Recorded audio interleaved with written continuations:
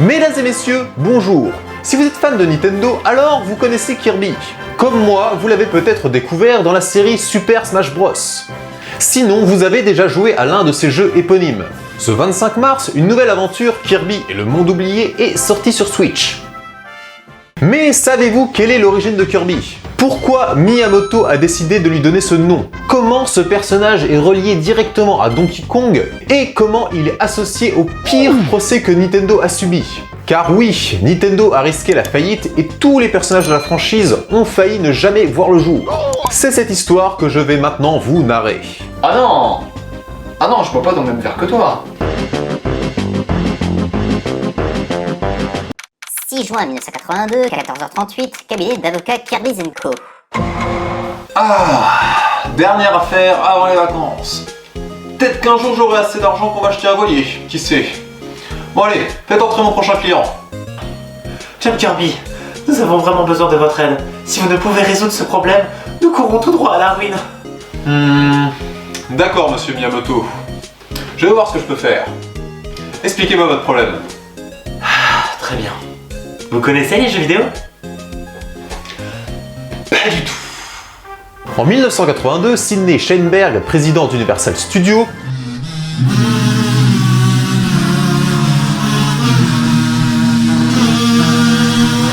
Donc, Sidney Sheinberg va s'en prendre à la jeune société de jeux vidéo Nintendo.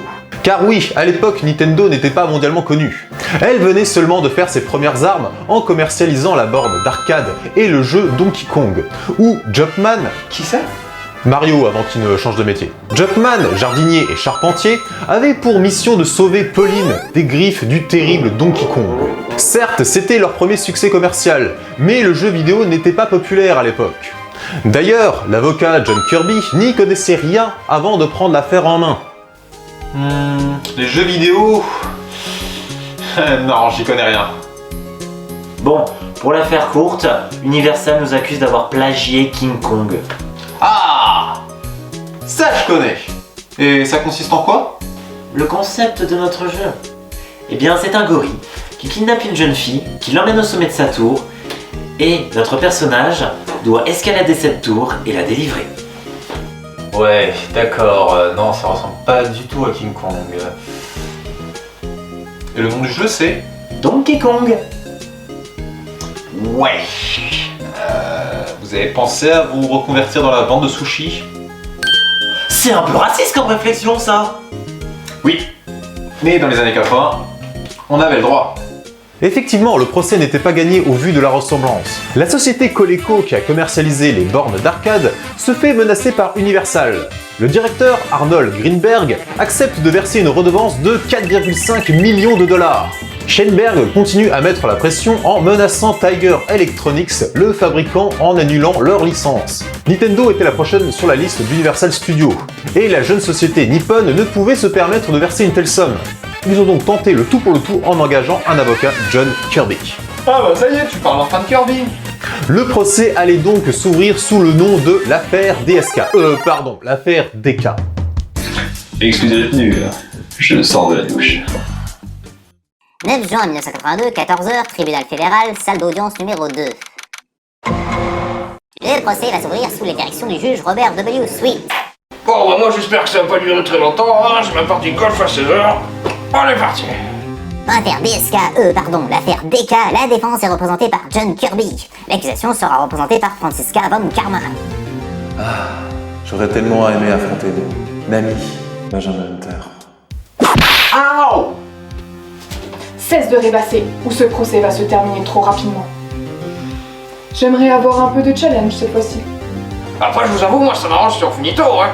Je donne la parole à l'accusation. Universal Studios accuse Nintendo de violation de droits d'auteur. En effet, King Kong est une création de mon client.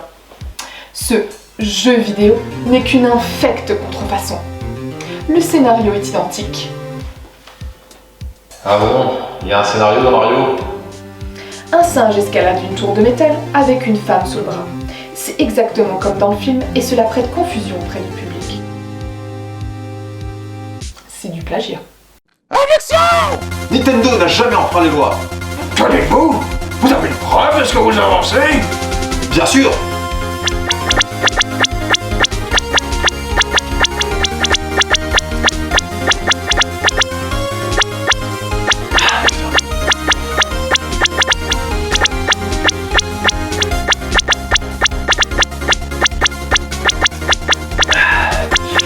Bon, allez là! Take that!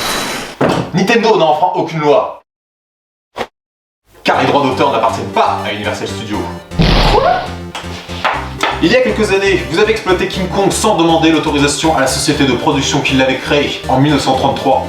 Lorsqu'on vous a accusé de violation de droits d'auteur, vous avez dit, je cite, « Le scénario et le personnage sont tombés dans le domaine public. » Nintendo a donc le droit d'utiliser ce personnage.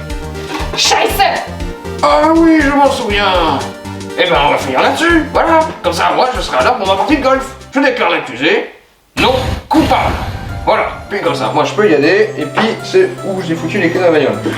Là, c'est bon, allez, c'est parti. Pardon, excusez-moi. Aïe! Suite à cette victoire, Nintendo offrit un voilier à l'avocat. Un bateau qui s'appelait Donkey Kong. Mais la plus fameuse de ces récompenses a été donnée par Miyamoto en lui donnant le nom d'un des personnages qu'il était en train de développer. Pour l'anecdote, Kirby est un nom avec une consonance rude au Japon. Mais Miyamoto trouvait amusant de donner ce nom à un personnage doux et mignon. Miyamoto avait une liste de noms et Kirby avait déjà été envisagé. Mais le sauvetage de Nintendo par l'avocat a finalement eu raison de son choix. La petite boule rose se nommerait Kirby en hommage à l'homme qui a sauvé Nintendo de la ruine. Voilà, vous connaissez l'origine du nom de Kirby. N'hésitez pas à me suivre sur les réseaux et à bientôt pour une prochaine vidéo. Salut à tous!